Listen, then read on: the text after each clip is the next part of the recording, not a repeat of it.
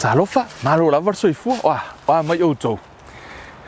Kami mai lalo ngai la au ia se ka manga koi fo ia soka ka lai kiki a la veta ita mata mai titi e umolonga maka sa ki fanga vo ilele wa ko ingi ia Bruce Lee ma ka ma vo ie ka lake vo ile e uma ko nga fa vo i ko ma ko fale ma nga fa ngo ka lake a malaka la au la fa pe vo ilele la ka ke fa ka imagination ka ika u ko leka ai uma i fonga malo alo ka ki nga ka ika la ka fasila Wai uma koe maor fasinga ka ika waleanga mai mai kua.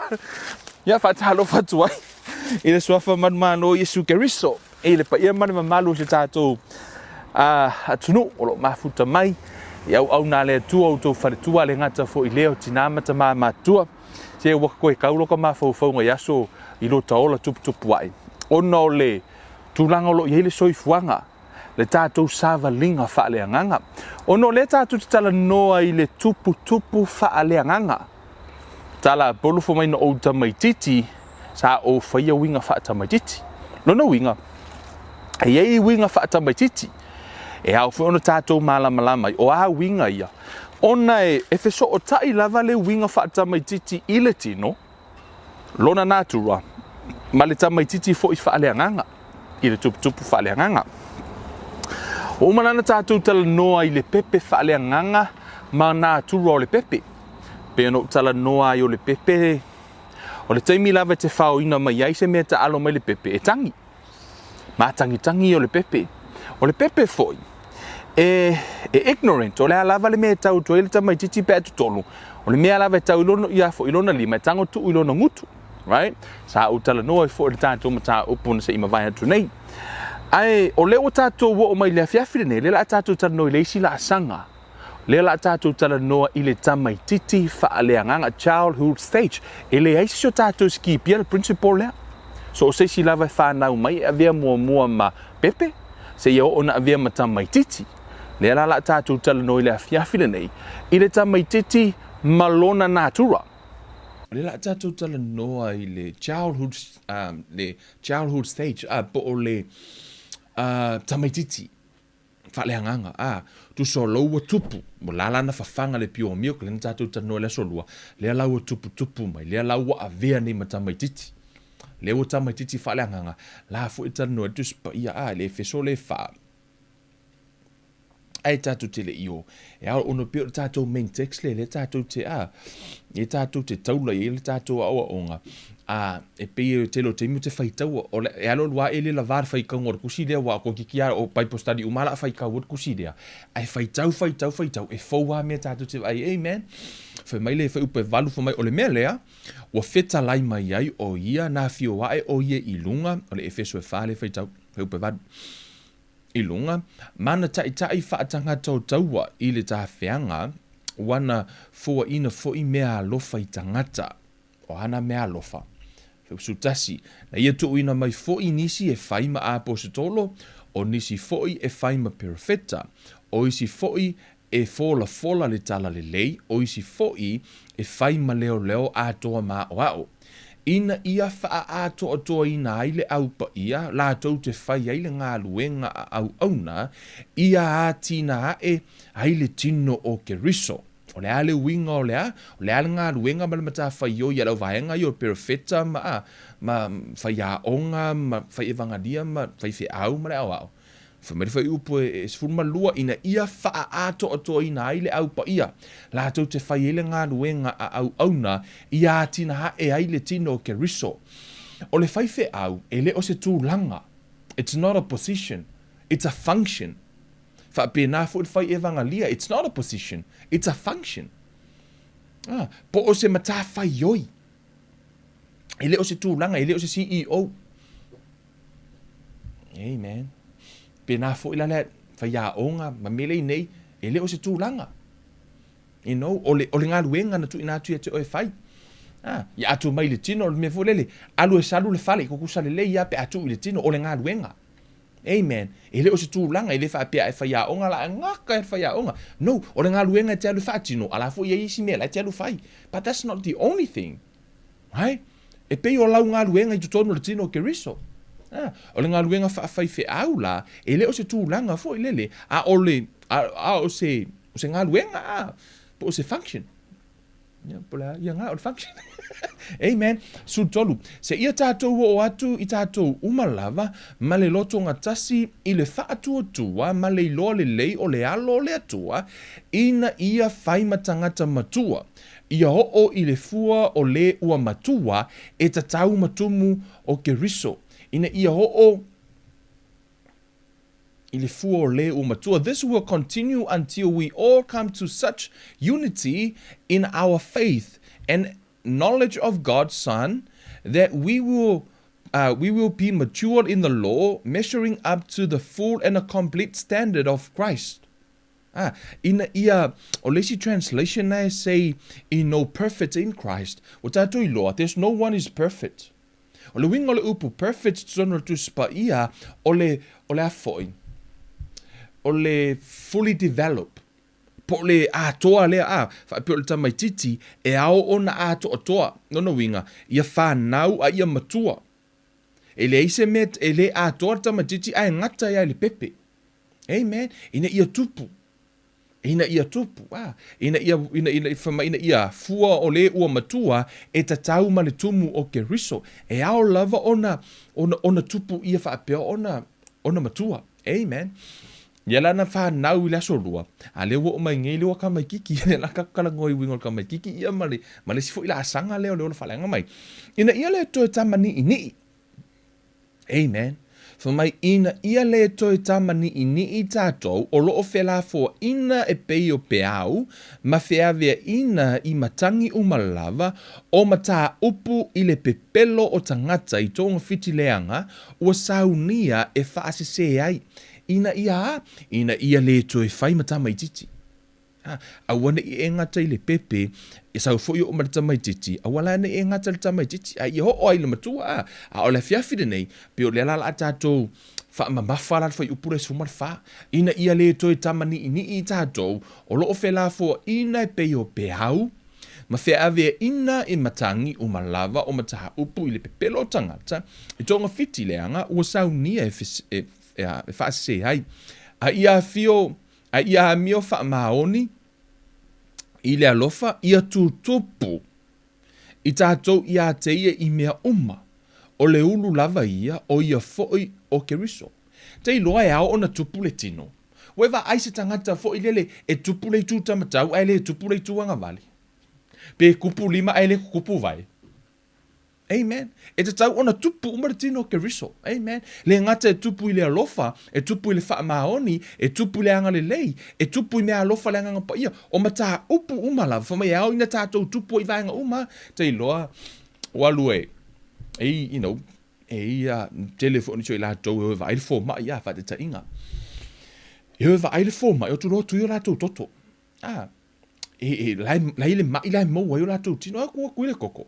Anga vaku a whamai fo, e ave whaile plat test a tātou, umato tele tātou no atu, a whaile meta o plat test fo ilele.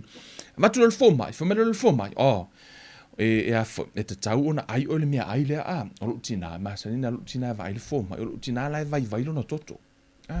Masanina le vai le fōmai. E latu, whamai le tala le fōmai.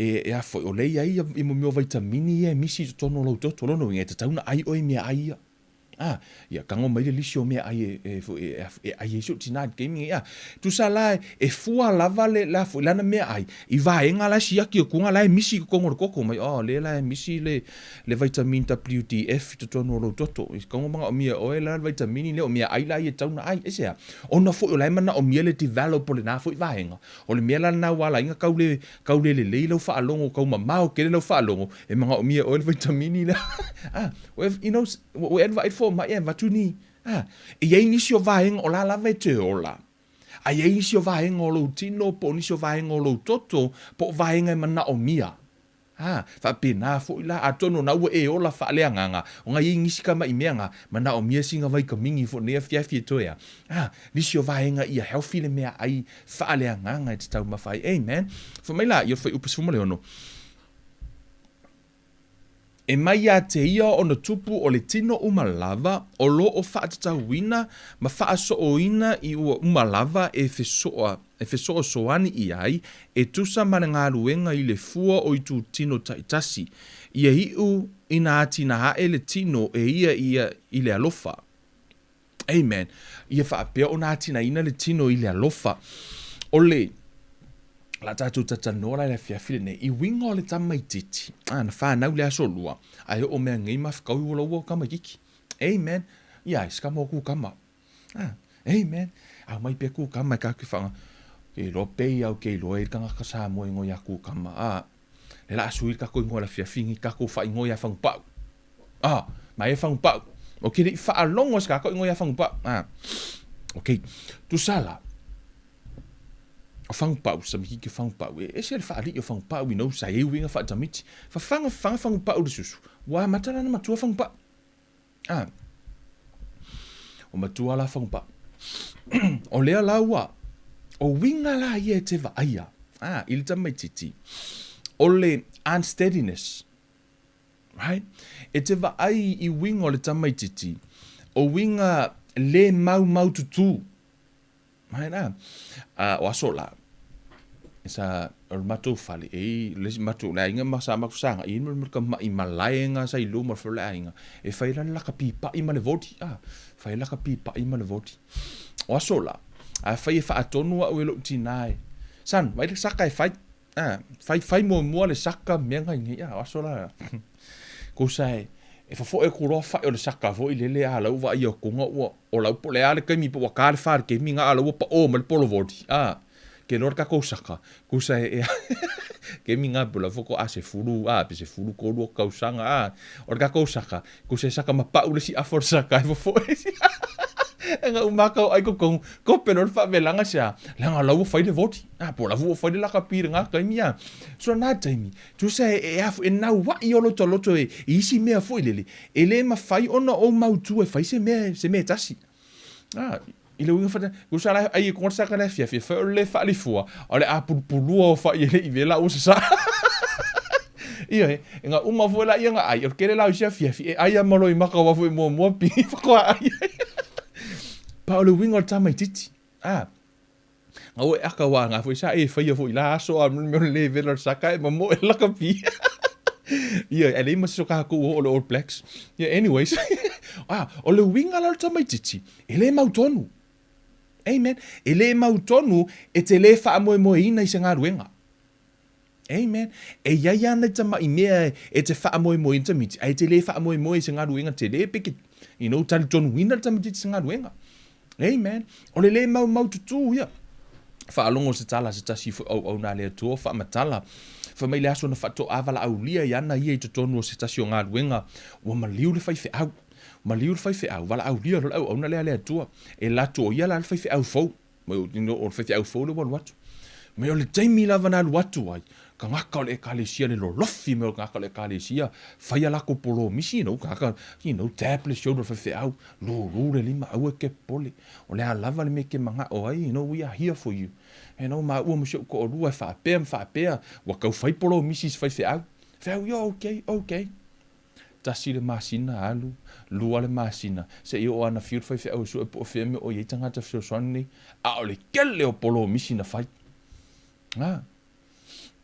unsteadiness le mau tutu e o te le o fai atu la le fa pe kuku ya ka ko e o fo ya te o fo inisio polo misi la so ngo ka fai ka kiri o fa ka mo inga se le fo ka kai lo ngai nga sa ka pe sa ka me kiki fa le nga ono le na tu na ta mai titi o te mina ne walu wa tupu fa pe o le winga la nga ni ki o au ka fai nga mea man tu fo i polo fo mai sa o ta mai titi no o fai winga fa ta mai titi no winga e le se ka nga ka pepe o so mai loko inga ta tau ano o mai for the stage le asia ono le te mi o lai te nau se mea ai ele o ya te o ele ma losi maleanga va e te fa tino ina hai ono lai te ta mai titi amen.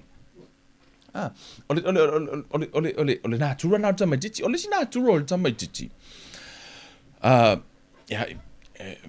Fai mona e vai tona le kalesia ma ole ata ufo tato bloka lami ole fia I loa curiosity. Ole tama titi e mana o lava na te loa ia mea lau tanga ua whaonga tala I loto tupu fo waita te iloa fo ilele mea lango kupu iloa ko langa atolu na fo tupu to wa inga te iloa a o neina e tango e whai mea ai el whanau whapia nau e ele ono po le ono tausanga lau tama titi ono tausanga na tau whali e tango I whai mea ai ko olonga lau e uma neina to a fo ina ona aita meti o atulo tata matua ai e atula ai o la fo e ngofo e malta meti lea e ke va ai ngi e uma ko e ma onga uma ka makua o la lava koso lo ale ai ka mi ke sia la ngala ma e fa longo o me ko kala ngai fa ngol lau e pu e uma e manga e koso lo se I nga ke fie lo po a me la total no ai amen from e me na information o le fai ka kala yo pai mana fai no o le nature tambe titi o le fie lo amen o le fie lo ai fai nei lo atani awang isu ela isa e uma no pakua e manga o su ela isa por ai me la kong asia ono o natural tamatiti e fie loa amen o le tasi no natural tamatiti e te va ai fo lele ai e te mi umalava o le tamatiti foi e le ngata o le fie loa ai e a foi e mana o ye mua ka ua kia o le li poki o se menga kupu tau sanga lente nei o alu isa mo e lo ni sa mo tamalo tu fini te la tu sa mo la ko sa mo I think she's 10 eva ai le finga mo li poki kia o vo le finga mo li poki ai anko ka o mai kala fa ka ulong kinga fa makala mai e fo my mom fa makala mai ma ko next door fa makala mai le la ma ko le le finga li poki vo le o fa okay halu umar nga so akoa o makala ngo e fiu ele umakala ko o le siaso ko so o afo I upuring ona o la nau ono natural tamatiti e te lo natural tamatiti ole e te mo fo I tonu o le me fo ile le o lona te mo ile winga le o le ai pisini se istangata right o le sina natural tamatiti o le ai pisini se istangata e te mo tonu te saloni e to te saloni ona mata upu mo te saloni e fa mai level foi upu suma tasi anga il sfuma le valu yes time wait let's go read this while we have time lo kom fai ko shortcut tatum ta upu no shortcut amen ka ko ko ai le me ko amen ma ia o tau mawhai, amata me whautu tasi, ma ia o tau mawhai na ia o tau nofo fifi le mu, ia whai au tau lava fe au, ma ia ngā lulue ia o tau lava lima, pe ona mātou whai atu ai ia te o tau. Amen. Fa ma ia o tau nofo fi le mu, ma whai au ia o tau lava fe au o tau lava, e leo fe au o istangata. Wewa ai le mea lea, o re toa telo tangata, o tau mawhai ea ia fo I pisini se istangata. O le winga o tamatiti. Winga o tamatiti. Sa vali le si aso. Le si le inga ngā lua kulang sa vali. Sa vali fo ile. Almost, no, si fa finge pa langi. Fo ile ne niu sila. O ngai finge pa langi fa sa vali ala tu ta ifau. O le ta ifau la finge pa langi. Ma ngai yo le kola fo ile le mele. Le fa mau. Ile me fino le maile le kola fo ile le ma ngai ke vai ngi pese au ke loa fo ile le tau ngata fo ile ke kasi alo vai o le makwa ka o le kola na halo loa e o alo sa falinga le inga le maranga mangalao makwa fai ki or ka malo le fia ko se mai mau ola ku pe fa alu e la fa finge fa ka ia kola la mai se vai o le kola na mai le ai vai le ka ngaka o ka mala ke vai pe la kala ka ko se la le ka Fako, okay, ole ala le. Nes kamare ngalau. Ole ala lau me fai. Fo mai anga fa apeo sa ukol se lau sa ukupela. Mangu o kire fa alu nga me o mai le fa nga fa fanga I kanga fi a aima. Tu so la ya fu o si fine Ole winga le tamiti te va ai. Tu se ya fu le kola le afu. Ole mai le si fa fine So fa no kala ska male langa wo le vai. O lo fa fitaudi. O lo tau ma fai fika fu pola le me fa alu le ku perfinge. Ala me faya oi la wiakupe. Now you trying to tell us what you can do with someone else's money, not your money. Ale ala mea ngai fai lau kupe. O le tupe a oe. O oe ae ona. E pule a oe. O le tupe le stangata. E le sta tofe au iai. Pule anga ia pe aru kaki ia yang kupe. It's none of our business. Amen. O le mea fu ina telo tangata. E fai tio I tupe, you know, e le teimu whalong tangata fa mai ia. O le kale sia lea e ao la ko kupe e vai mea la e fai ei. La e fai ele mele ma le mele lea. Who cares? O ave so kupe o. No. Ia wala ke ia fu me ave kupe la kanga ka ola ko wa kupe. Pa wala kanga ka ia la ko kalasia. That's where they put their money. It's not your money, it's their money. Hey, pau, it's not your money. It's their money. So don't talk about their money. O le winga ngata matiti o ke ia fu pisingisi le stangata. O pisingisi o pau. Ai plan me la velo sfukala. Kala ngo ala ni me la velo sfukala. Le lau me fai sfukala. Au ke fika fu me fa ador ku pe palanki. Amen. O le winga ngata matiti li pau. Amen. O le winga ngata matiti. Fa pena. E ia foi pisingisi, e fa mai fa sumatasi. Ma ia o tau mafai. Ina ia outou no fo fi le mu ia faia outou lava fe au. Your own business. Mind your own business. Fa bertani alfa kau. Mind your own business. Aua, ma ia ngalu lua yo outou lava lima, pei ona mātou faia tua ia te outou. Aua lea ia foi pisingi seis tangata wa o lea foi. For my, make it your goal to live a quiet life, minding your own business and working with your hands just as we instructed you before. Right? Mind our own business. Amen. Le se me la tātou wa iai fua le me whaalu I fua a wheur kupela e ka le sia walu fai au whaakau e lang ka avale fau. Le se me kako ke iai fua o sea. E ling kako kupela a vaenga la malako fai au. Amen. It's nothing wrong with the no, those are blessings from God. They say, me, to ma fai e pui tātou maile, tusio tātou lima, ma le tātou wa ia fua inga ruenga istangata. You know, we need to mind our own business. Amen. Hallelujah. Mind our own business. Mea fo ilale nā, you know, to be honest with you, o le tele o niso tangata na message ma ia, Kevin, kaunga fai le mea lea, ma le mea lea, o fai atu eva ai. Ai tanga eva ai nunga le page. Kevin Life Ministry. Your name is not there. It's my ministry. I will do it in the way I want it. So don't tell me how to do my ministry. Just put your nose where it belongs. Don't put your nose to someone else's business. Amen.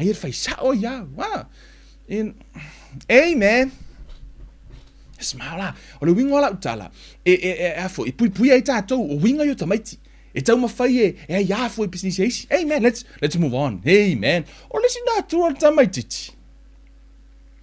Hallelujah. Ole talkative. Tau tala so'o. O te iloanga ngā kau ar kau kara so'o. O so mero man kakai nungo lo mafufau. O ke ronga i kakai ke mafufau. Ke mingi someone you know. Anyways. Amen. Tatu wo mu mai ni sho of young pa ia le tu e fa tau le mata upula tau tal so wow because what na tu or tamaiti tu se fa o tolo na mata upu se fulu fa upu se fulu mariva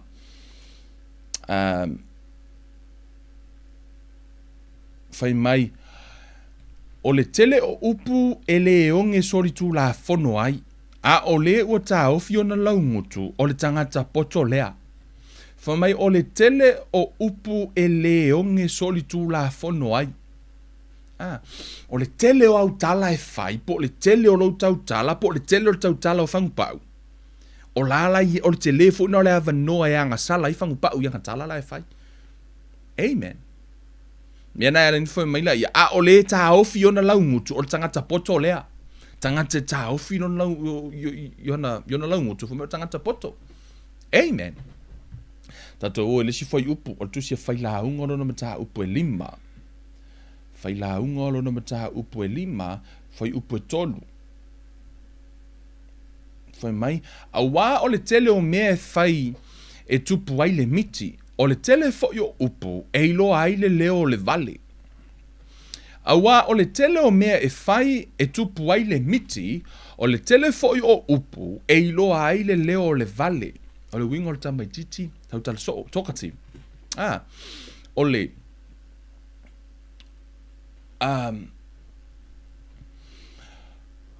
tokati, e te wa ai le winga lea, ona e le tangata e tau tala so, ai tau tala ia fionga pa ia lea tua. It's different, right? E no se singa, lau tano tunga le tau tala le tano tuspa ia. Ona o le tau tala le fai mea anga sala ai. Lona winga, o lai tau tala I mea le tala fea ngai. Amen. O e fai tau for tuspa ia lefa o te tau tala ia ua fionga. Mai au ne te ese la upu mo lo ngutu. Which you mean ea, e te tau na lava launa e tau tala le upu le atua. A o le tau tala le tano I. Le tano I fa mai ea, e ile anga sala, e ese la mea le tau tala ai. Le tau tala I me sol tu la fono, po le tau tala I me le tino, tau tala I me le tala fea ngai. Amen. O le, o te loa, vai vai ne le toru vai hanga tana dusi lalo, o le tau tala le anga, evil talks, po tau tala, fo I lele ini upu le tala fea ngai. O le, o te whaingoa ina le evil talk, o le mea leo le mui mui. Amen, mui ino lis. This is a true story. Le la experience ta no twen. E se tasio. E se tasio fonta talo na mata ita ia. Sa maka ka ia ra fonta talo le. To tele tangata matua na yai. Amen. To tele tangata matua na yai. Na yai fo ia to tele onisio au na le atua. O tele au te mo ma uana ta ita ia fonta talo. You know, I think tau sanga ato o no mata ita ia fonta talo.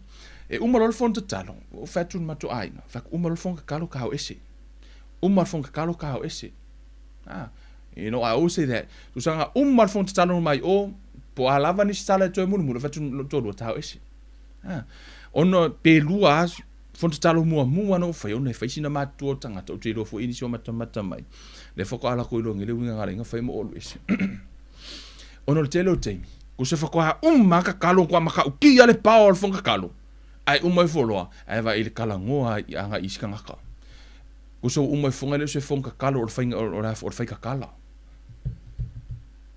Tu so to inga na turana, you know, a feite mena pui you know, la fo, no tangata, who cares? Just walk away. You know, pule pela to ia. You know, ele o se fia mamala, you are protecting yourself. Part of this. Awar tau tala foi e fa tau listangata. Ole tau tala le angala. O lo fai o tala o listangata le o yai o. Po lo tango mui fu o listangata. O le winga na tama titi. Kele yo. Kako umalava weekend nei man o le kele o lisi e ne mfainga kako ku oi lalo. Le lisi o kangaka ngā aku fai ku kala o lisi kangaka yake oi. O le nature o le tama titi. And it's evil. Ele anga. Ele tala fea ngai. O leisi tala noa al tamatiti, vain speaking, all about themselves. Tala noa me alato, I, me, myself. Tala noa lo winga na tamiti, tala noa mea, o haunga whaia le mea lea. O angale hei au ele kupu le mea lea. O le mea lea, o hau e vai, o haunga whai. Ia wo angale koe o mai a ke au ele, o hauanga whaia le mea lea. Ioi, o hau ma umalo korua, mori mau alo korua, o hau se e.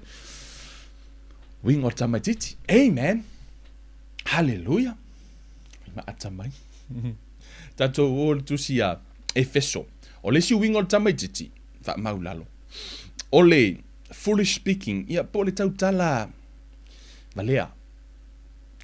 Tau tala fo ile le upu le tala fianga ia no latu vatu le foi upu le ona le tatau e foi ono station mata upu lo inisio lo fa pe ona le mautu kala fianga e le fai kala mali por kala sua ma mele nei idle words ma mele nei tonu le la vali atu le foi ile me le vatu foi upu le titilo tu sia Efeso bo ile Efeso lo na mata upu lima foi upu fa foi mai o le ano vale foi ma upu fa atau va ma le fa aulaula o me ia le tatau o le fa afetai ele le lava lea ele o foi meltus pa ia o le ano vale foi ma upu fa atau va ma le whaaulaula, e le o whai mai o se anga sala. Whai mai, o mea ia e le tatau, a o le whaafetai, e le lei lava lea. O le whaitala maalie, ia pe te whaamatala se mea na tupu e maalie, it's nothing wrong with it. Ai le whaapea langa le pauanga la e makua iwa e olanga ia e ke le fia maalie, e le te le whaise tala e maalie, o le boring i o lo o langa. Ke lo le manga ia yo le langa pe kako aka ngim kako karie. E ye tala o mena tsupu kako karie ma kako mali e mali. Ai le fa pe ala poka mele uli o le pauanga lo langa. Nga o poka mele nge. No. No, I know some people like that. E afu no le me e tala no ala ko uma me poka saulo ma poka valea. O ka ngaka e fai ko finga. Fai ko finga fang pa. Ai fa penga nga winga. Amen. O winga la na, o winga le tamaititi. Le winga la le o le tautala. O le ano vale foi ma upu fa tau va, ma le fa au lo o me ye le tatau. O le fa fetai e le lava lea. Amen. O lo, you know, na uto ilo, o le tele o isi tala u tango fa matala. E pe e fe soani le fa matala le tato mata upu sam a funny. Right? E nisi tala e maalia e lo whaalongo. A lai te mau aile, taua. Ele o whai mai la ele au ngā pe, foi. Ele o whai mai o se anga sala. No. O la foi e lo na au ngā i tutonu, you know, kiri vanga tungo le upo le atua. Amen. A ele whaapea la o la unga ato le upo le atua. Ai au ona momori atu i le whi au te mala mai, ma ona vatu ina ia e loa le pinanga lo le atua. Amen. Ele whaapea la ngā o le poka, wa u whaalongo foi. True story. E stasi foi o whaalongo stasi o whai launga. Le launga. E poka me la amakanga. Le ar kors fulmingu ki langa le poka. Wha soloisi. O penga le fia mali le me whai korpule la. E au ngoma se upo le atua. Amen. O leo titanga o ia whamatala mea no uloa ita ia lata sau. You know, true story. True story a tato. You see this stuff. O mea lai tutupu. You know, it's a nature of the tamatiti. Amen. No, e te tau ona. E te tau ona e tau mawhaia e loa le upo le atua. Ia e tau tala. E te tau tala ia fionga le atua. Amen. A whaifo i engi kalamangi mea maalia e kongeki lau story. Na e te mau i tutono le upo le atua. Amen. Amen. Hallelujah. O le tele o taimi, you know, hafo ino le me, e se le tā ua o lo malama, i le nātura tamatiti, ina ia tupu i fo, ala fo i te ilo le fo, tau na fo, i le nātura na tamatiti, amen. E le nātura le tamatiti, e aua, nei ave e sea matangata po o le nātura le tamatiti, pe fo le pepe, o le nātura le tamatiti, o le piua po le mama, ia aua nei ave e sea mai lava le, ia tātou tupu mai lava e o lava ina vei tātou mataitai. Ia po lea lava vala uino lea tua, ia tū mau pe tātou i le mama i lumo keriso. O tātou tusi la lea mata yo. Ika kua kule va aika malo mata yo. La tātou va ai fo ia mata yo malona. Fetala inga Yesu. O le winga leo tamaititi. Ia aua nei ave e sea mai tātou mata yo nom ta upo sifunu ma le malu. Fai upo mua ma le fafa mai. O le tu waso ua ane ai le au so o ia Yesu o whaapehane o ai ea e sili le malo le langi. O na wala au atu ai leo Yesu i le tamaititi ua whaatu ia te ie i o lato luma. Ua whaape atu e moni o te whai atu ia te outou a le li ua outou ma avea ia e pei o tamaiti tou te le sao lava i le malo le langi. Upe wha, ole nei, o se wha mau lalo o ia te ia, e pei o le tamaititi, nei, e sili lea i le malo o le atua. Amen. For mai, ole nei, o se wha mau lalo o ia te ia, e pei o le tamaititi nei, e sili lea i le malo o le langi. Amen. O le winga la leo le tamaititi ia, awane ave sea mai tātou, o le wha mau lalo o ia te ia. Amen. Wo tātou ilo lea tātou whanau, tātou mātua, tātou tango, fisasa tātou whanau. right? Ke sa il tai au, ai koe le leile lua kengi le uli, ia po le hafi, ia pe koe le leia pe a unga suli ma minguke. O le vave i ona wha mau lalo tamatiti ma mai o loto tamatiti. Amen. O le vave i ona wha maa ngalo o le tamatiti. Right. O le nā turala nā tamatiti, e te tau ona vave i ona, awani ave e sea mai tātou.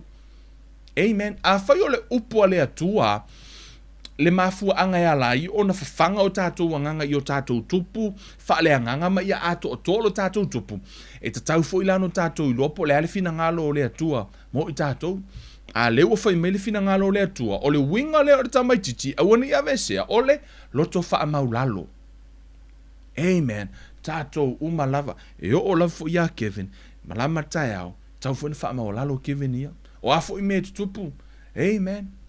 So for lalo. You know, to be honest with you guys, there are some people, or the telele o mea le tama whaia, you know, or the telele tangata, because some of you guys don't know, if to nga wenga nei wha, e misia ko inga mela leo le whai kunu on social media, people attack us. Me funa te mana o mea le tau te talo wa foi, e tangata e la to te meli mai foi. O la fu e fai meno la tau, some people, you know, le amatanga mai for the ministry, sa to e vaia. Some people, na mato ita lafo mea ni upu le matua, you know, e mato iti ngā ni tala. Ni mea foi lele, involve vai lo to o lua, a vatu i tonu mo lo a inga, o, you know, o lo tina, o lo to o fafine. Tala tanga te au mai tau mawhai, ta whanga mai ita nei tau mawhai, tunu ngā luenga. O le mea la le ata ite whai, o le wha maa ngalo, mai le se te mea mwhai no whai, Amen. O le nature la le te tau ana ati tātou uma, o le wha maa ngalo. O le loto maua lalo. E sea, tu pia whitaria la tau ma, la tau. It's not easy, but it can be done. Amen. O le nā tua le o tamatiti. O i fo ite sina te wha i kaka ika. E uma ngafu, ngoka ika. Le umeske me ko pelo ka mawhau. Ya e koe E koe, o le ngā ruenga, awane ave sea mai tātou. Le nā tua le o tamatiti. O le loto maua lalo. Humble himself. E whapia nā fu ila tātou, ia whapia ona tātou tupu umai fua, a vea tātou ma tangata o nā tura la i o tamatiti, e sel tāua. O le ala nau tomu whai e vali atu ia fo, ia vaenga i ina ia ao ona e va ai, ma ia e loa. O nā tura ia a e va ai e le tino, i le tamatiti i le tino, te tau fuilana e va ai e le anganga, to tusa le lei. Amen. Te malama i foi. A tono leo whai e kong mai, o a ulala, o a ukong wala karango mai ai. Man, natural tamatiti, let's humble ourselves. No one is perfect. All of us, we need to humble ourselves. The Bible says God resists the proud and he gives grace to the humble. Amen. For mai te ele atua i le wha maununga, ai fōai lo na lofa tu no po lo na grace i le lo to mawalalo. Amen. O le upu grace tono tu spaia, o la i le vaenga, o le fesoa soani lea mai le langi. Unmerited favor, o le mea le tatauna e maua, awa e maua. We saved by grace. Amen. And his grace is sufficient for us. O le fesoa soani mai le langi, mo oe mau, e te maua la le fesoa soani mai le langi, pe a ea, pe a e wha maulalo. Ia, o le ngā, o winga o le tamai titi. Kakalanga i fo, ia. E hai o na winga o le tamai titi le natura nei. O na winga fo i e pe o na tātou tala noa ai. E atangia fo i lai le i tū wha le anganga. Ai o le vaenga pito i siri le nana na tā ua le na tā ua na nei. Le winga o le tamai titi a ua nei ave e sea ma tātou. O le loto wha maulalo. Le na tala noa i e sufa mai o tau pei. O tamiti mai o tau li ua pe o tamiti sea. O no tamiti tia i tai nei le tai au. O fule uri ko le fo lua va. Right? E sea, e mamale lo to le tamiti ti o le na tura la le na. E ao ina tu mau ya ti ta. To mau le vaenga o le tu nga loto le na. E ta ua tele mo ta to. Le la ta tu tano. O no to tu spaia. O lai tala no ai Yesu se fa ta oto i pala pala e fa. Yo lai tala no yo ta to roto. Ai wha atusa lai le palapala. Le lau whaita wina atunga. O le wha matala ina lea o le winga o le wha ta oto i palapala e wha. Te mo i tutono le mare, koro le mta upe wha. Whai upe sfumar wha le lau whaita wina. Pai mai. O le lulu saito, e lulu ia i le upu. O i lātou ia i le auala, e lulu ina i le upu, a lātou whaalongo ai, o nā luwane loa lea o Satani, ma ave e seina le upu na lulu ina i o lātou loto. E whaapea fo i lātou na lulu ina i le mea papa, o i lātou ia ua whaalongo i le upu, o na talia loa lea ma le fia. Ai peitai, ua le aini o lātou waa. Ua whaaletu mau i lātou pe a tupu pua ngā po le sawa ona o le upu. O na lātou tau suwai loa lea. O i lātou fo i sa lulu ina i le vau tuitui, o i lātou ia o e na whaalongo i le upu. A o le loto popole i mea le neilarolangi, ma le pepelo le oa, ma le tu ina nau inisi mea, o atu i to tonu o le loto, ua fetine ia iai le upu ona le fua mai lava lea. A o i lātou na lulu ina i le ele le lei, o i lātou ia o e ua whaalongo i le upu, ma lātou talia, ma fua mai e ta i tolunga fulu inisi, e ta i ono se fulu inisi, e ta i se lau fo inisi. O palapala na e whāna tala noa i Yesu ma au mai. I to tonu o palapala i o lo whaatusa i foi i o tātou loto. E whā palapala a e tasiar palapala na fua. Le ngate ta i tolu se fulu, ta i ono se fulu, ta i se lau. Lala e tala noa i Yesu e whaatusa i o tātou loto. O le tātou loto la po o tātou loto. O le vaenga lea i to tonu o le tamaititi. Po o tātou e ao ona develop. Lo tātou loto, ina ia mawhai wa so se mea lava tātou te whaia i le atua. Tātou te whaia mai o tātou loto. Ai o le winga leo le whaata oto. O le, ele mua lo ta ua tuspa ia along the path. Po o le, lena lulu ngale au wala. O le tangata lea. Le ngale au wala, tangata lea maha ai o le loto. O le whaatusa tuspa ia e tala no i le tangata loto maha. Tangata le e tala no atu e le tuspa ia, e tala no atu e le upo le atua matua maha a le loto. Amen. That's all to say, Beru. Amen. Hallelujah. E Beru o lona mata upu e tolu, fai upu e sifun ma le lima, ma sifun ma le fitu. Ahuana i wha maha o tātou loto. Fai mai, manu o fai mai, o le aso nei, a fai tau te whaalongo ai i lona si ufofonga, a ua tau te wha maha a yo o tau loto. Pei o le wha ono, a wā o ai ea i la tau e na wha ono, ina ua la tau wha longo. E le o i la tau uma ea, e na o atu nai ai kupito sa ta ita ina e mose. O ai fo i la tau sa ino o ia i ai, i ona tau sanga e whaanga folu.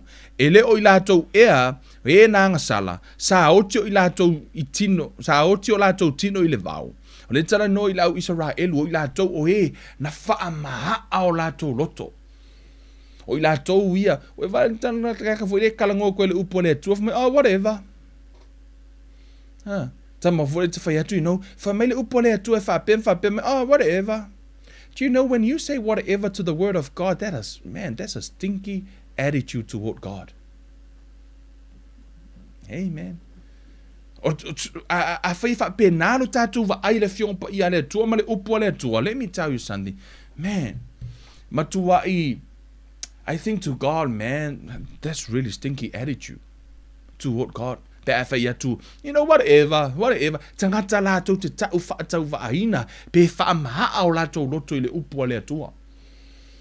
Alasa whaalongo, lana, whaalongo le launga le, you know, le whaalongo ai, po ai lava kangaka uma le kon farsa, o ai lava kangaka uma langa whaalongo le upu, e le tangata Natalia, e fo le tangata matua fo mai, le ai, wakau persono le kalangoa mer whai whea, e le si o kau songa ngā, matar no ile si asona me lo que fica no koe ke oi fa ku ia mai fa le fie mak foi fiau aku si me okup mai va ai ngo aku lo fanga do vaso len ke ngi mala ko sengi aku la ko sengi tala mo ia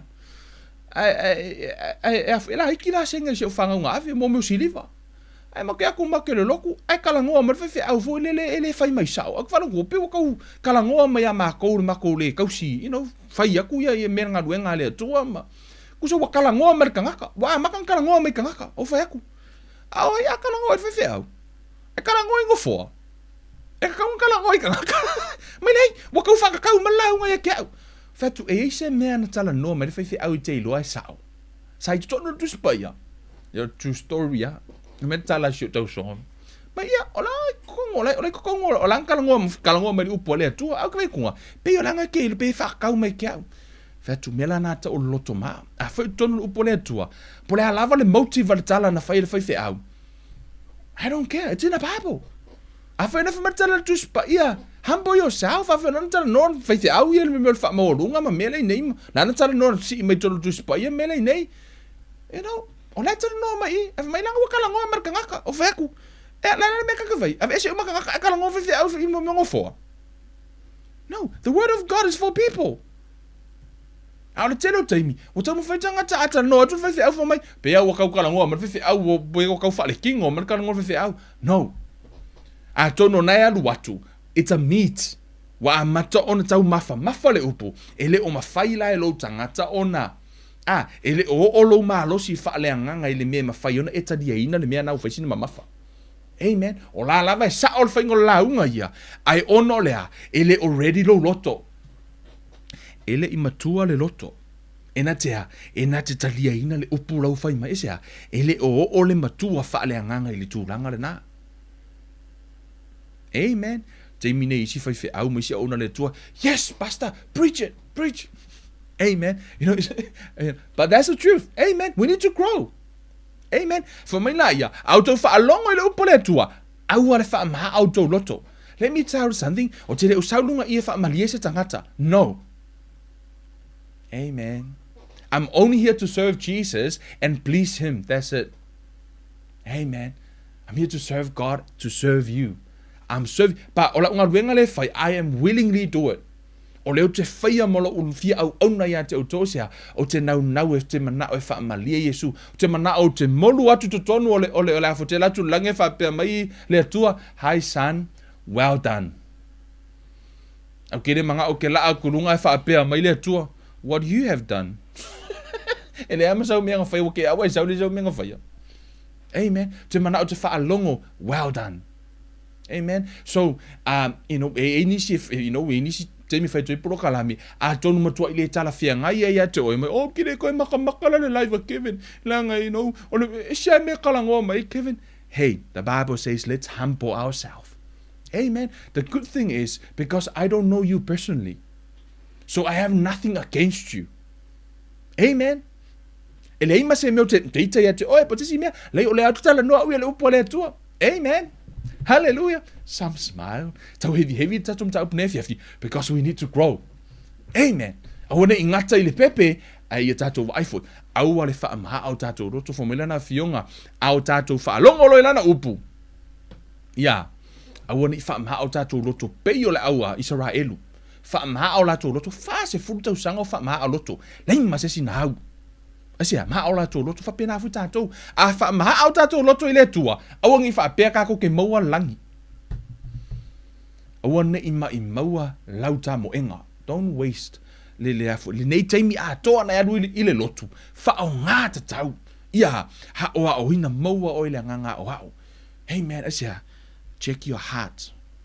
But I'm right. Hey, check your heart. Kevin, you don't know what happened. Hey, check your heart. Amen. It is well, it is well, it is well with my soul. O mea malave tutupu e haunga I tonu e haunga ya ti tatou. Amen. Amen. O te ilo e ni men tutupu ilo so I fua malau whainga malanga e whai fu isinga whainga ka.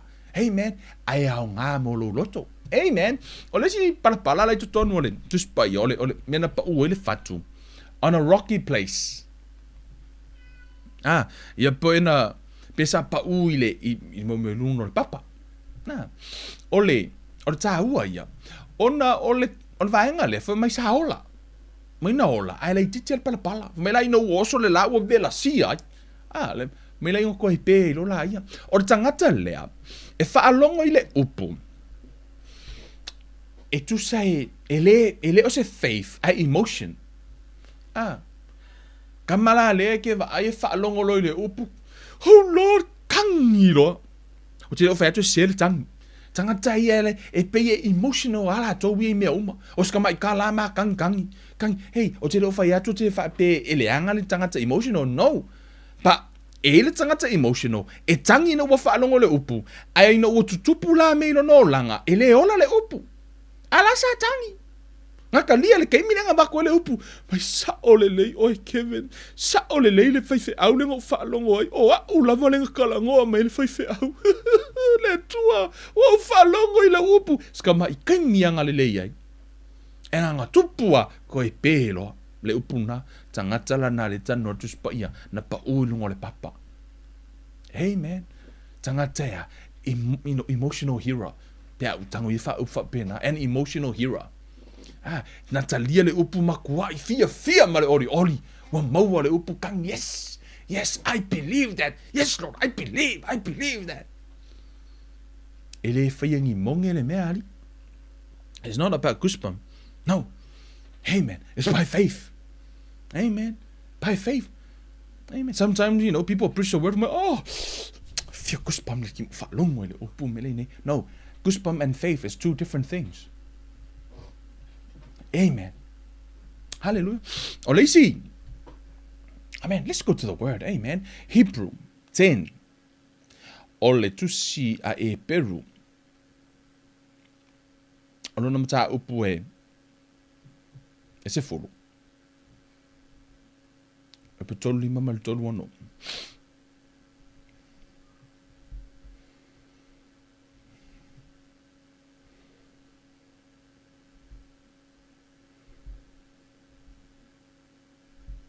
Amen. Famai. O le mea lea, aua le la foa iai o tau wha malosi, ua iai le tau i e tele. Ua o ngā ia te o tau le onu sai, ina ia maua e o tau le mea na fola ina. Pe a uma o na whaia e o tau le fina ngalo o le atua. Amen. O le whai upule te whai tau atunga, e wha malosi ia te oe whai mai. O le mea lea, aua le la foa iai o tau ai o tau wha malosi, ua iai le tau i e tele, ua o ngā ia te o tau le ono sai, ina ia maua e o tau le mea na fola ina, pe a uma o na whaia e o tau le fina ngalo le atua. Amen. So e whai tau atu, whai mai, o le mea lea, aua la foa iai o tau le wha malosi, ua iai le tau i e tele, ua o ngā ia te o tau le ono sai, ina ia maua e o tau le mea na fola ina, pe a uma, o na whaia e o tau le fina ngalo le atua. Amen. A pa ula le fatu lea, o le tangata lea emotional hero lea, o le tangata lea tangi ma mele nei, ai le umi. A le whamatala tuspa ia, wha mai o le mele aua le la foa iai o tau wha malosi, ua iai le tau i e tele, ua o ngā ia te o tau le ono sai lea, ono sai mea lai tupu. Yo tau ono sai le upo le atua, ono sai le mea lai tupu, tā ofi pere upo le atua, wha mai lai, ina ia maua e o tau le mea na fola ina. Pe a uma o na whaia e o tau le fina ngalo o le atua. Amen. E te maua pe a e whaia fina ngalo o le atua, le fina ngalo le atua, le upo le atua, le upo lenga e enjoy e le amatanga. Le nana tupu a mea pe a wa uma kunga ngai feelings ma ngai emotion nga sa kupu nga kaimi. Amen. Le upu la na ya ono e toi, tonu tu se e peru. Amen, e peru e ono. Ona e ono ronum ta upu whai upu sumalua. Amen, write down this, e au ngā mo oi, marau Bible study. For mai, ina ia le pai e, a ia faa o ao i e ua maua i le faa tua ma le ono sai i mea na fola ina. O le faa tua ma le ono sai. Pere lena ua uma, ngai o kako serious o le faa tua, tatu tano ai, le te leo leo ngā faa tua, lea la utatu tano tu i, we a makanga e malama le faa tua. Ma lea, ono sai. O le ono sai, o lo ta o filea i le mea nei patient. e te lo le upu ono sai. O lai whaari liu mai le upu fo i le le upu tutusa lava lo no winga ma le faithful. Wha maoni. Go look up for yourself. O le ono sai, le upu le whaari liu mai le upu lea ono sai. O la fo i tana noa mai le upu lea o le faithful. A whai o se mea o lana tu inatu ya te oi. O lai te ono sai, o lai te wha maoni te tau fia. It's the same word le whaari liu mai le upu patient. Ma le upu lai fo mai ono sai. Lai fo i whaari liu mai le upu stewardship. Tu so lo ono sai. Amen. Po o lo wha maoni. I le upu le na e wha longo ai. Amen. Hallelujah. So, hao ona tātou i loa. O le whaila ue wha pēwhunga hui o. Ula laila vele mea lai. Amen. Don't worry. Amen. Pēno whai atu. Whai le tupu le upu i lo o langa. Ele o le upu le whaafitauli. Because the Bible says the word is an incorruptible seed. For mai o le fatu le pala. O le upu la le tua. O la le upu le atua. Ai le o le upu le atua i lo o langa. Po o lo o langa. It's not the seed. It's the heart. So, check the ground. Si yaki le pala. Si yaki lo loto. Pele o sea. Pele o se awala. Pele o se moto wei lo loto. Pele o sea. Pele o se awala lau papapo. Rocky ground lo loto. So tano la si yaki lo loto. Ina ia ola le upu. Au le upu hai ele lei. O fai upu ke vakua ele lei. E te tau ona ola. O le upu le tua. Amen. O le isi. Fatu lai tu tonu. O le isi awala lai. Pala lai tonu tu spa ia. Among thorns. Ia po o le vahenga tui. Mea ma tui. Ala tara no le tu spa ia for mai. O me tutupu le o langa. O le mele le tutupu le o langa. E vai alis. O le popole i meo le o langa. Amen. Na tātou tala noa fo i la fua i au avenga. Amen. Hallelujah. O uman tātou la fua i le mea leo me te popole. Mele tala tu spa ia. Cast me your cares. 1 Peter 5:7. Mai la fua i mai au avenga. O no lai manatu atu le atua. Amen. Philippians 4:6. Le for mai be anxious with nothing, but in everything in prayer and supplication. Amen. O mea umai atau popole re tangata. For mai le atua, la fua i atu. Pasi le polo. Pasi. Ia le lei o le pasinga o le polo. Vavenga pasi le polo i le atua. For mai, ona la o mea le na. E ala ina le tupu le upu i le tangata. O mea lai popole i le o langa. Amen. O mea lai popole le o langa le nei. A e fai taula le mātai o e ono. Alu fai tau mata yo ono. Fai upe lua lima. Fa solo lola yo lo fai tau. Na tala no me il tu spa ya man really nice. Na tala no me il tu spa ya ina. I me o lai po politika ngaka i me ai o lava o fale o me ko kupu na tala no tu spa ya fo me tala tu spa ya. Me tala su aua to te popole se me tasi. For my seek ye first the kingdom of God. Misa ili mua le malo o le atua malana mi tonu. Ona fa o popoina lo le ya te otou. So, o le ngaruenga o e mahau, o le sa ili le fina ngalo o le atua, ma le ami o tonu o le atua, o le a. O le fionga le atua foi mai, cast me your cares. That's God's will. And that is the right way, according to God. E tu salame le atua, o le ami o tonu o le atua, le tango oi, la fola o avenga ya te ia. That's the righteousness of God. O le mea na e tu sa malona fina ngalo. O te le o fai atu e la fola responsibility. No, la fola care. Two different things. Awale la fo ile tua la responsibility. Fai la responsibility ai la fo le kea ile tua. Le ala la senga. O la responsibility alu fainga luenga. A ole kea. Fetadia le tua i ma fai la wala tongi pidi ma mele ngai. He will take care. He will give you more than enough. Amen. You know the Bible says he make the way where there seems to be no way. He make the river in the desert. Everything's possible to God. Everything is possible. Ele atua. Ele nervous le atua ese request. Amen.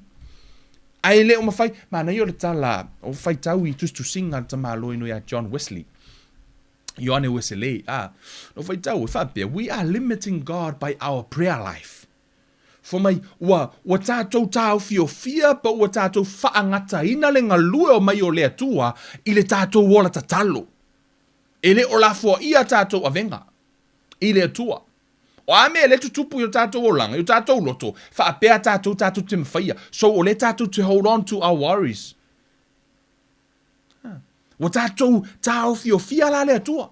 Wa le mawhai le atua na whaise mea, ono le tangata o lai, ke elfina ngalo le mea mana o ile atua, lai mana o ile atua le mele, mana o te sao loto. Alai te e tangata le atua, e te iloa. Au tātou wa aile o langa ba tātou whaitau le tusia ngā ruenga, o e waile ngā lua le nganga o le atua. Ma lo mai, so you know mea umara tupu tono tusia ngā ruenga. It's for the church, o le fesili, ai se au le to tupu tono e kale si le teimire nei. Why? I say afu we vai wa tau le malo lo ni tangata. Let me tell you something. Ele ono ua whaape wa vai le atua. Ai ua sui le mea ua focus ye le ekalesia. We change our focus, not God. Ono ua sui le mea ua focus ye le tangata. Ua le mawhai fo ele atua ona ngalue ai. Ai ato e focus le ekalesia i le atua. Ma mea alofa le nganga pa ia. Ma le atua manana upu. I'm telling you. E tātou tutoe va aia fo ile fina ngalo le atua. E le mawhai na whaisa ngalue ngale nganga pa ia. E au noa ma le upu a le atua. The Holy Spirit can't do anything without the Word. O tau va ai fo le amatanga fa matala tu pa ia. Fo mai sa pongi sa le lalo langi. Ma ua ngao. Sa fe ngao yo ia i fo ile nganga o le atua. The Spirit of God was there. Ai le ei mase mea nganga pa ia na mawhai na whai. Why? Because there's no word. Ai le teimi lava na whai mai le atua, let there be light. Aluro le nganga pa ia e whaatau no ule upua le atua. Wha mai le tala le atua, ia whai ale mea lea, alu le nganga pa ia. Whaatali le nganga pa ia si i whato ama whai nanga lue. Pe a o na tautalangia le upua le atua. Wa sui la le focus al tangata, sui le focus al ekalesia, ai le osuia le atua. For the Bible says he never changed. Yesterday, today, and forever. Na wha malolo mai aso la, wha malolo mai whinga fau, e o mai lavi le so matai au, e wha malolo mai a le atua. He never changed. We change. Wa sui tātou. Amen. Some, I we meet up with someone yesterday. Stasio for or to for fini o lo ma futa man blokalami. Na we have coffee yesterday. And te uta utino ai. Stasio va henga lungo tato blokalami. Leva na le lotu. Fa longo tupu lo na fa tu tua. Ai la so sa alu fa le mai o na tau au fa mai una. Tupu se me lo na tau au. Na sa refer na ia alu va aile. Tangata fo ile le fisio vai no tau au me ko ki nga a te mina fai tu tatu prokala me in fa tu lo lima ile vai nga na tinga tatu talo so umalo na fai talo ave ese lo na lima e o tai o le fo me kwa le ai ma se ki nga lo lima God still heal. Amen. O la lave fa malo lo mai. Lot of you guys send me testimony ile to challenge auto o la lave fa malo lo mai ile tu a se ala fa malo lo ile tu istangata ai istangata. Is that the will of God? I'm telling you, I want to avea me tutupu ya te tātou e whau e lunga sa kako filosofia. No, tātou follow pe le upu ale atua. Amen. Amen. O le tangata la lea, for mai o me tutupu i longola, a o le popole. Popole i mea o le nei o langa, e le o lai. Mo le o lai le upu. Wa fili whaatasi le mea o lai tupu le o langa le nei ma le upu ale atua. Wa whainga kāia, uso for mai, ke lea ngai mea ngai e ka lafu e kau kokongi. La lau va ai nga, ma tala tu spa ia, A lau fa mai le fionga pa ia le tu about give and receive. It's a principle. Ia le lau e li lopo filmera e fai wa fili fa tasi le upo le tua. Mai ua lola i lo tu ngentupu ia te au, pe no fai atu, o le te lo aso la. No sawi nei. O tam fai lo ke alu, hire purchase some of the stuff. Au mai le camera, kokongi. Lai kau kongi ngā mea, mea tom fai e tau ati, na lau business i nei. O le mea wa tupu, o mai fonga. Tu so o walu o fai ngā luenga. I work in my whole life, back then, awa ia so umau te fai ngā luenga, e tutongi e oi tā lafu. Ai o te le i fai ngā luenga e wha mua le tua. Why? To give to the church. Le mea lana, le principle tu spa ia fa mai lea, tithe, ma le offering, o mea le tua, o te le i fai ia. Why? Ono walu umaro tutongi e ta lafu. So wo tango la fa mua le worries. Ai va ese lea. Le principale wo le fa longo i le upu le atua. We vai mali nei. Wo le tupu la le upu le atua mo va ai fa manu yanga le atua. Ono lea. Ono wo fa mua le mea lau te popole ai. Ai whaamuli le fio ngā le atua. Amen. Do you know what te lo taimi? E le ona o le, it's not the matter of our, fwoi no le mea, na le upu. E le whaapea, e tātou te le mawhai, our capability. No, it's the matter of our faith. Amen. Ana le tupu fo ilo tahia whaatua tua, e le mawhaiti ngāno ta waitunga, wa matalono tango whaamua mua le tua. Why? Because o lau tupu le whaatua tua. Amen. E le whaapea lau te le mawhaia. No, ono le taimina, e le soka whaakua koe ka ke whai ai. Amen. E no o tutoi sa ili le tua, mo tutoi wa ai le upu. Man, now I know. Seek you first. The kingdom of God and his righteousness, and all these things shall be added unto you. Amen. Now on the mua le tua, the Bible says if you honor God, God will honor you. Yeah, it's in the scripture. E tango e mua le tua, e mua fo oe le tua. Amen. For my tus pa ia, for my la fo, tus for my don't lean in your own understanding.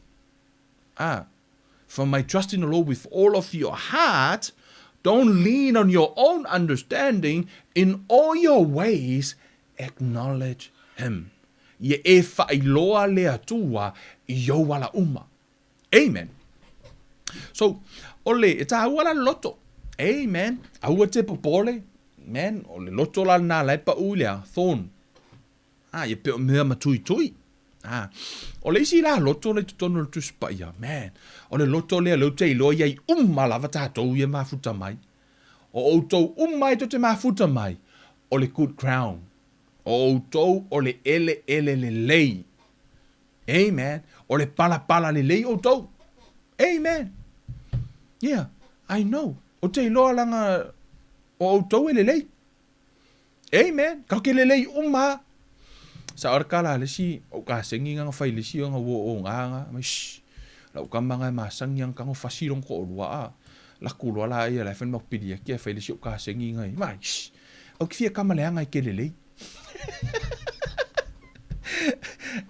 Ora kero ka ko ki fia kamale nga ka ko ke le lei. O ka ko ka nga le lei o ka ko fai le tu le lei. E fai la o ka mas. Ki fia kamale nga ke le lei. Tato umai ka ko ke le lei. Ai, ako ki fia kamaleanga. Au tātou tangata le lei na whai tātou e lea tua. So o tangata la lea, le pala le lei, o le good hearer. O tangata le whaalongo, au tō whai tautu spaia, ma tautu spaia, o ai se iei ta linga I nā whaalongo ko whapea. Ia, o le mea ngai whai ka ringa. E se le langona, e se le whaalongo. Amen.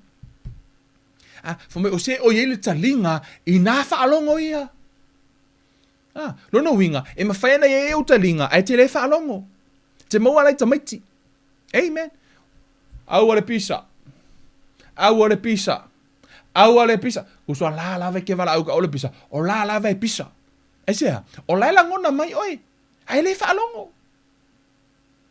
Amen. E le usi tai le mea le te whai atu ai whamera le tuspaia. O se ue e talinga, I nā whaalongo, o tamatiti e whai talinga, ai le whaalongo. Se I longa ala ua sasa ele matua, whatoa whaalongo o tamatiti. Amen. Aua la ne I a oha I mai le atua I a te tātou I lona to o sa, o talana tā vita. Mai aua te oha I mai te a ulo to o sa. Amen. Awangi se I longa se I kupu se mea, nga whako ai uska I la I le tua. I heard a lot of testimony for mai, ana le ka oko al whale mai ko I kikia. Ko I kikia oki. E le yese taimi ma le atua. Wa whiu le akua e kuri. Le sika ngaka le keimile ngai. Ai anga le la vea ka avare ko koe lava a, se I tulom, o le aoti. E le mana tua le atua. Se I longa leve tutupu mea, whato a mana tua le atua. Don't be like that. Au ni e mana tua le tua ono wa tutupu ni me lo o langa. Au fo ni e mana tua le tua ono wa whaamanuia le tua e te oi. No, mana tua le tua I taimi uma. He is faithful. Amen. Whamahoni o le tua. Amen. O le tā ua ia, o le awhionga pa ia le tua, o le upula le tua. Tō le tusilea. Lua Timoteo no mta upa tolu foi pasuma le ono. Fa mai, o tusi pa ia o malava e mai le anganga o le atua ia e hao ngā fo ia e a oa oai, e a oa iai, e wha tonu ai, e wha poto ai fo i le a mio tonu. Ina ia ato atoa ona lelei ai o le tangata o le atua, ia saunia lava ia i ngā ruenga lelei uma lava. O le upu a le atua, fa mai e ao ngā i o le upu na tūsia e le anganga o le atua, fa mai e ao ngā fo ia e a oa oai, e a oa iai, e wha atonu ai, e wha apoto ai fo i le ami o tonu. Te ilo le upu a tuspa ia fa mai tala tā vita ua o poto i whai a onga no o wā onga ai, ono lau upu. Fa mai tā vita, o anga whai a onga i ngā onga, fa mai tala tā vita, ua o poto ai, ono lau upu. Amen. O le tasi, whapapo le tasi. O le mena tātou loa mai lea onga.